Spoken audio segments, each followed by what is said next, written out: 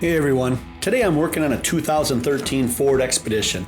I thought the Pilot I cleaned last week was big. This thing makes that seem like a kid's toy. This thing is a tank. As you'll see, the owner has young kids and the vehicle is loaded with Cheerios. Man, I remember eating those. It was the only cereal we had in the house growing up. My question for you this video is, what was your favorite cereal growing up? I love Frosted Flakes, but we never got them in our house because they had too much sugar. Now before I get into the video, I'd like to set a goal on this thing of hitting 100 likes and 20 comments. Go on down and hit that like button and let's push YouTube's algorithm to get this video out to others. I've also noticed that only about 10% of the people that watch my videos are subscribed. Let's see if we can't push that up to 25% by the end of this video. Make sure to stick around to the end to see just how great this vehicle turned out. Let's get into it. I'm starting out the clean with a pre-rinse to get rid of all this gravel dust on the vehicle. I work around the tires here, spraying out the wells as best I can. Getting the back here is very important because, as you can see, the gravel dust really gets up underneath that license plate and into kind of those crevices in the back of the vehicle. And as you can see, my camera skills are improving, but they're still not great as I get some of that mist from the pressure washer onto the camera lens.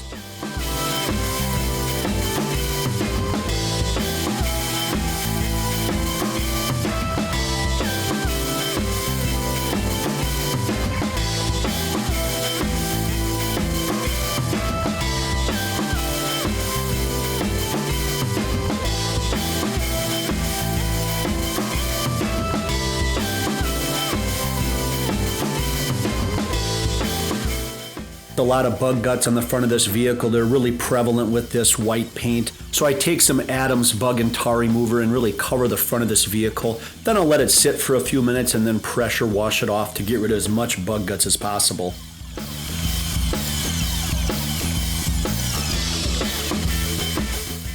I'm working on the tires here with my PNS brake buster. I did buy a new Miralax foamer here. As you can see, it does a tremendous job of foaming up that PNS cleaner. I use a brush to get in the rims there. Then I'll hit the rubber itself of the tire here. And then I'll use my detail brush and try to get the finer areas in the tire to really make it shine.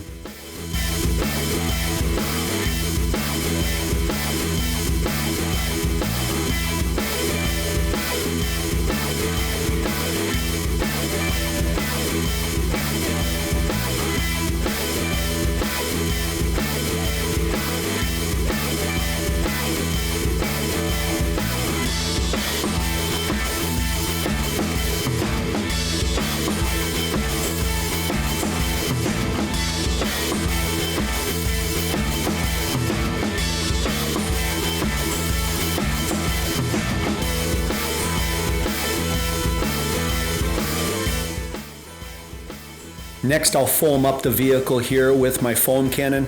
Like I've said before, I do have one on order and it should be in this week, so future videos should be using that new foam cannon. You'll also notice my pressure washer has just a little bit of a leak on the wand end here. You'll notice some mist coming out where that wand connects, and I've rewrapped it with Teflon tape and really tried to make it as good and watertight as possible, but I'm probably gonna have to get a new long wand here at some point. I did buy a short stub wand that I should be using in some of my next washes as well.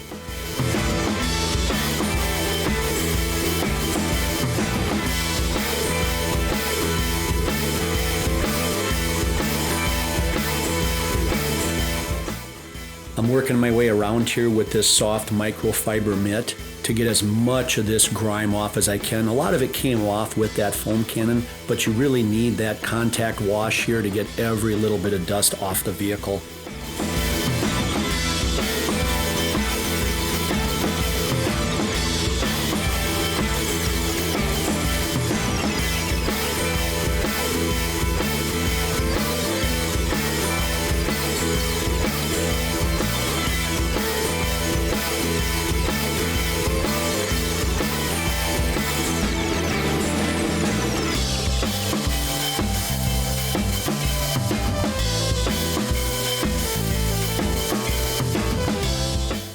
Now that I've got those door jambs cleaned out as well, I'm going around with some iron remover here, It really shows up on this white vehicle. You can see a little bit of that purple kind of running down. Then I've got a real good shot of it here. It's just a brief shot, but of that purple here after I rinse off this section. The next section, you'll see some real deep purple right there. You can kind of see that.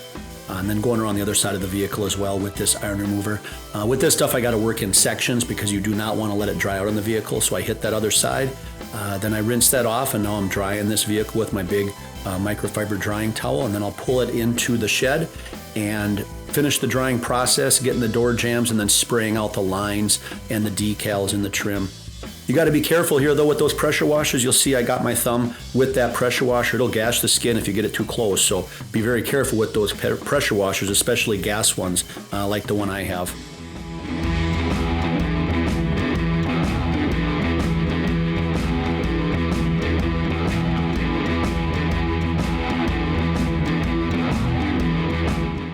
Now we're inside the vehicle here, starting the vacuuming process, and this vehicle had a ton of those all-weather floor mats in them, which is just awesome. It kept the floor looking pretty good, but it still needed a good vacuuming with some of the dust and a lot of those Cheerios that were all over in this vehicle. The vacuuming itself went really well. I did spend extra time on the step tool because I knew I wasn't going to be doing extractions because of all those all-weather floor mats. I also removed a couple extra trim pieces along the front side here. You'll notice I popped those out after I hit it with the drill brush here to really get everything loose because this carpet's pretty good quality. So I was able to get it really looking sharp after this vacuuming stage.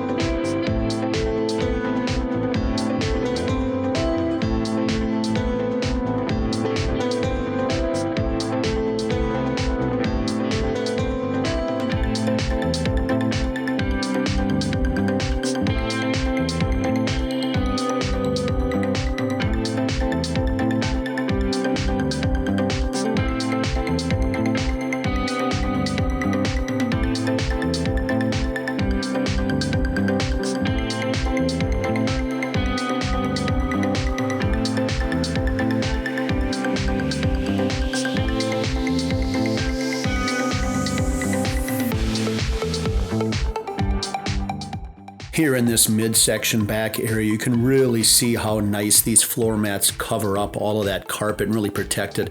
Really, it's a must-have when you've got young kids like the owner of this vehicle does. You can see the Cheerios all over the vehicle here, and fortunately they vacuum up really easily. Then I'll pull out these floor mats and I'll end up washing them later. But I like to get them all vacuumed up so stuff doesn't spill out onto the carpet. It's just easier to vacuum these mats than the carpet itself.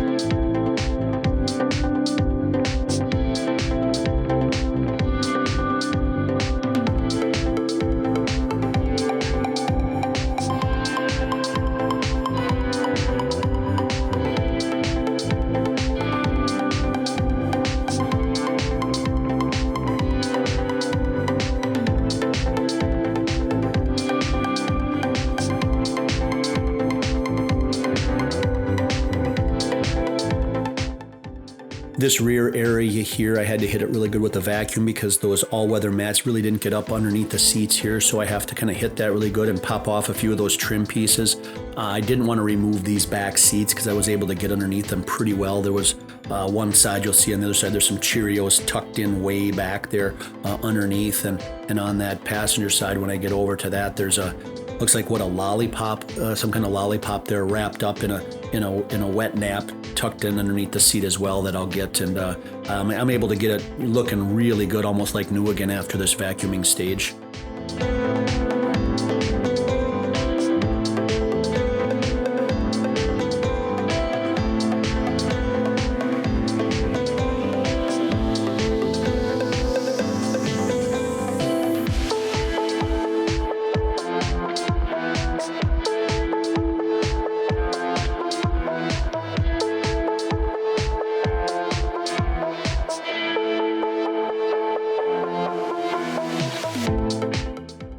You'll see here that lollipop I pulled out, and fortunately this vehicle didn't have any pet hair in it, so I didn't have to pull out the lily brush at all. So I was able to really get this thing looking sharp, and you'll see me reach back here in a minute and get some of those Cheerios that are underneath the seat, this back seat that got spilled. But yeah, this really turned out great when I got done with this vacuuming step there. I'm getting those Cheerios tucked in back behind that seat.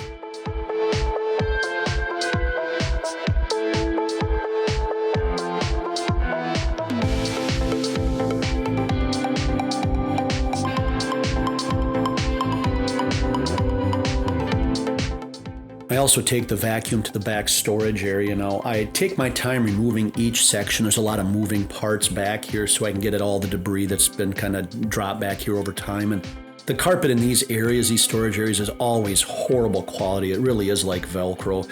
So I use my drill brush here to kind of, almost like a broom, to sweep everything down off the seat and then vacuum it up as best I can. And it really does look great once I'm done with this step.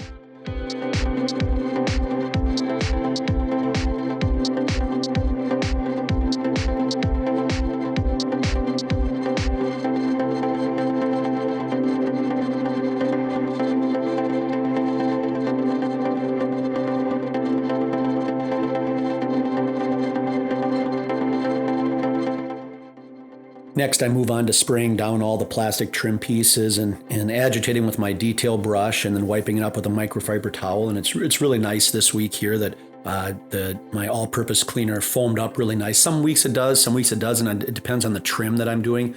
But while I have a second here, I'd like to remind you that only about 10% of you are subscribed, and go on down and hit that subscribe button so you don't miss out on any of my future videos.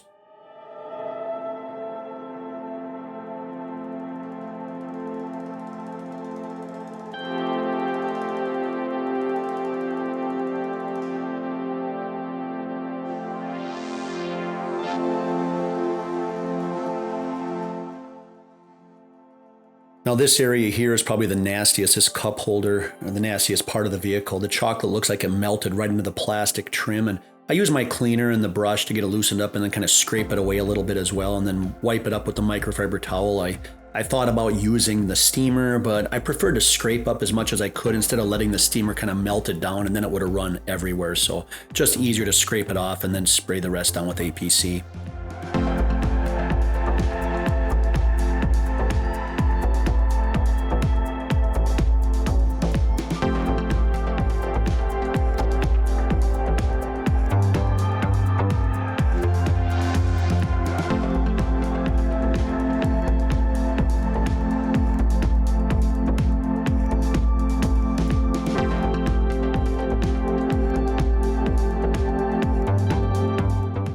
This middle console area had what I'd say a variety of items in it. I didn't realize it at the time, but what I vacuumed up right there was what we'd call a women's napkin. The owner had used it to absorb some liquid that had spilled in the console, and I'm glad I didn't recognize what it was at the time.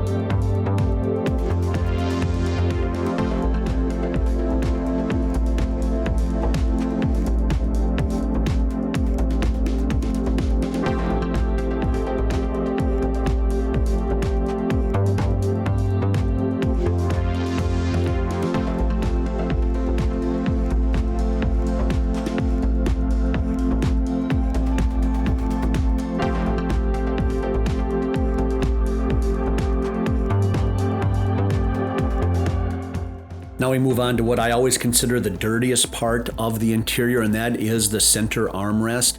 You just think about how many times your arm rests on that. I'll agitate it here, and then I'll use a clean microfiber towel. You'll notice how much dirt ends up on that towel once I get it all agitated and wiped down.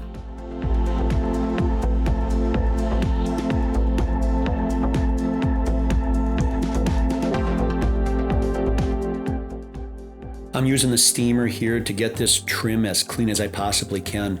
Scrapper, that trim doesn't look that dirty. Well, little man, take a look at how dirty those yellow microfiber towels are I laid down. There's a lot more dirt here than you think.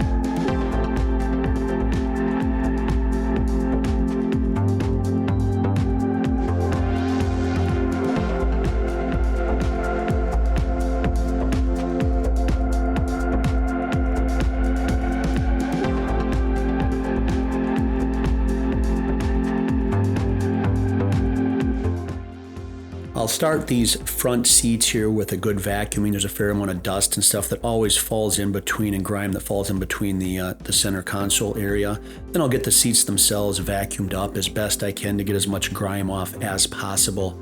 These seats are that vinyl kind of wrapped leather, vinyl covered leather, whatever you want to call it. So I use some APC, and then I'll use my drill brush to really agitate it, then give it a good wipe down, and then I'll treat it with some conditioner to really make these seats pop.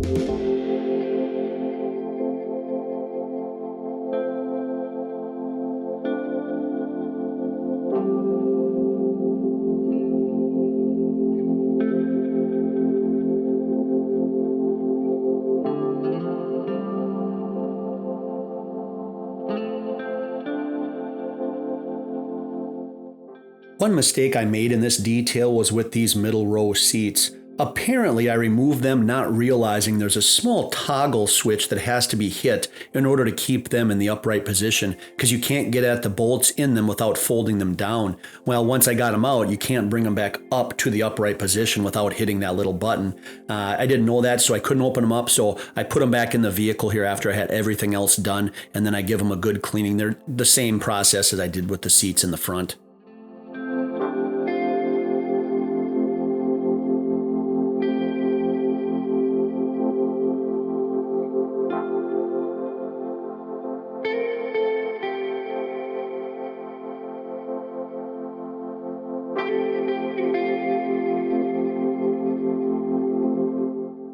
These all-weather floor mats really are a lifesaver. If you have an opportunity to get them, I strongly recommend you do. It'll really protect your carpets, especially in the wintertime if you live in the Midwest. Here you can see my pressure washer, how it's got that small leak. And again, I've tried to patch it up, but there's something wrong with the threads on that thing. So I'll have to look at getting another one of those. But yeah, these floor mats cleaned up great.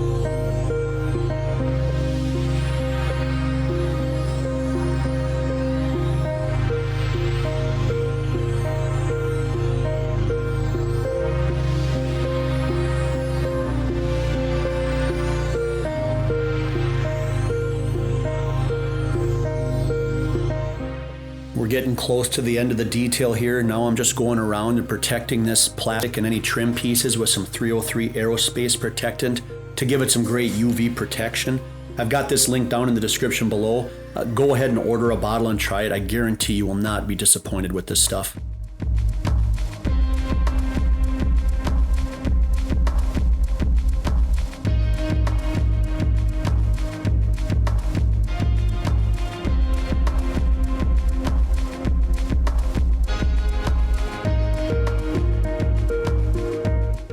Next, I'm applying some paint protection here. It's the Turtle Wax Hybrid Solutions Graphene Infused Flex Wax. The process is 2 sprays per panel and then wipe it with a microfiber towel. It's super easy. As you can see here, this vehicle is a monster. I'm 6'3", I'm pretty tall, but I needed this step ladder to even be able to reach the top of this vehicle and treat that paint on top.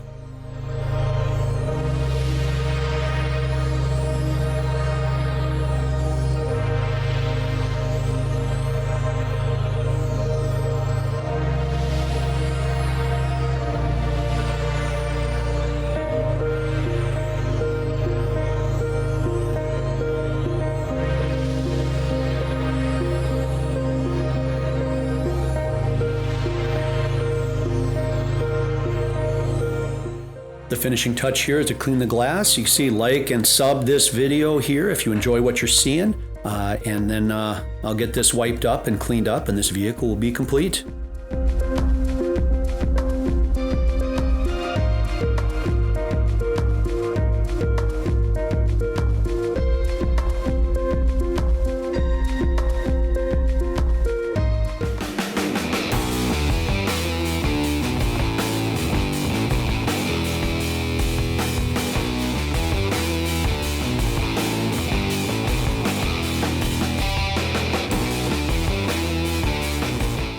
This vehicle just turned out great. The paint is so smooth and has some great hydrophobic properties now with that flex wax I applied to it.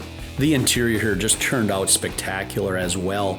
I look forward to seeing you in the next video. Until then, keep it clean.